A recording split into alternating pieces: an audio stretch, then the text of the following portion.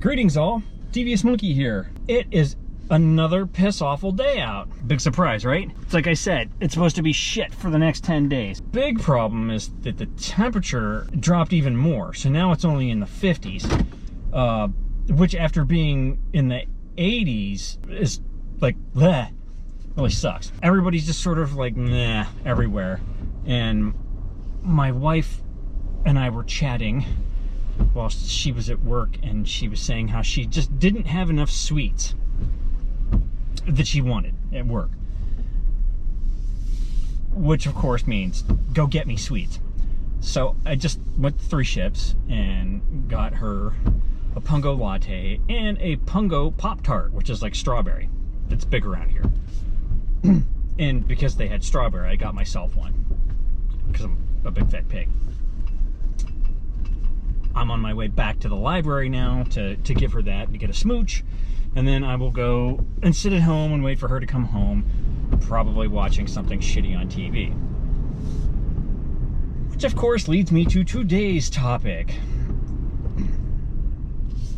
which is nothing I haven't touched on before, and that is that you don't always have to be creating.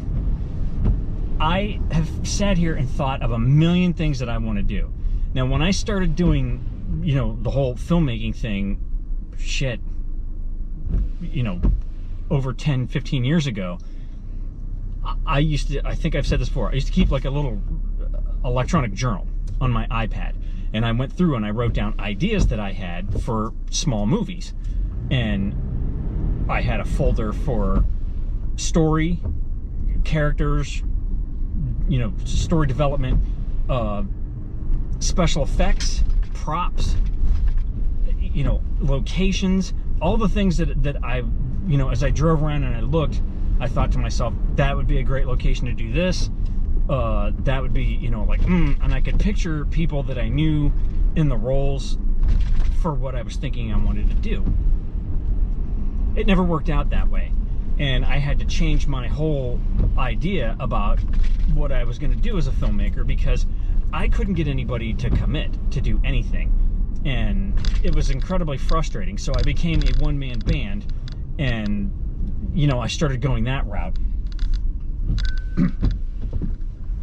Now, the problem, of course, with being a one-man band is that you're incredibly limited on a lot of things and a lot of ways that you do things, because you're, you know, the story writer, the director, the camera holder, sometimes the star, the editor, all that stuff. And it makes it really tough, you know, to bring your vision to light. So you kind of have to change your vision to match what you're capable of doing. Over the years, when I was there, I had several people that told me that they were interested, that, you know, oh yeah, absolutely, let's go do that. And then they just wouldn't. They'd flake out. They wouldn't show up. Here, when I first got to Virginia Beach, I created a meetup for filmmakers, you know, independent filmmakers that wanted to, you know, share ideas and do stuff together and help each other and all that kind of stuff. I had over 250 people join the group. I only had one guy show up twice to an event that I planned. Like, I don't get the point of joining the group and then never taking part in anything that they do. And it got really frustrating because, one, it was costing me money, and two, it's like, how friggin' lame. You know, like, I was all excited to meet up with a whole new group of people and creators here, and it just fell through. So I didn't do anything with that. And, you know, I'm reluctant to even do it now, given the change in the scenery. One thing that I have noticed when I'm going all over the place around here is that I've only ever seen two other people vlogging. One guy at Three Ships, who has his own, you know, YouTube channel, and then one girl I saw in a random airport that I was in. And that's it. I've never seen anybody around here vlogging. which kind of surprises me because it's so popular and it's such the thing to do, and YouTube is so rampant and overrun with people that are, you know, creating stations and all that. But I've never come across another person doing it. You'd think that I would see a bunch of Casey Neistat wannabes on their one wheels or their, you know, whatevers, you know, with their Gorilla Pod and their cameras filming, but not a one.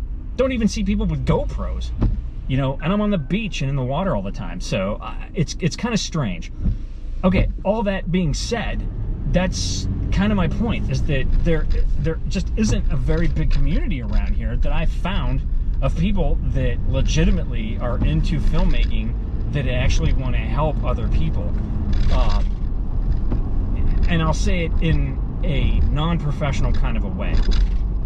I'm sure that there are film houses around here and people that are shooting to make money and all that kind of shit. I'm not doing that. I'm doing this for fun. I certainly don't foresee having a YouTube channel with 10 million followers. I don't see, you know, getting hit up to make a movie or any of that kind of shit. It's not my goal. It's not my prerogative. I'm not trying to make that happen. But it sure would be nice to find other like-minded people that are just into that kind of thing. Now, I know there's a big photography presence around here. I'm actually a member of a group, you know, a local group, and I will chastise myself for not being able to go to the functions, but they're always when I'm on the road. And, you know, it got to the point where, you know, like, it's just always at a time when I can't go. I still pay the dues. I still, you know, do shit online, but I just haven't been able to get to a function. But that wasn't, you know, photography wasn't really my centerpiece that I was going for. I'm still going for the filmmaking kind of thing. So that's kind of the way things go. You can't always get what you want. And it's funny because I watched a video that Lindsay Sterling posted, that she had an interview with somebody, and she said, you know, sometimes not getting what you want is good for you. It's better for you. And she talks about her story of being on whatever that show was. God, what the fuck is it called?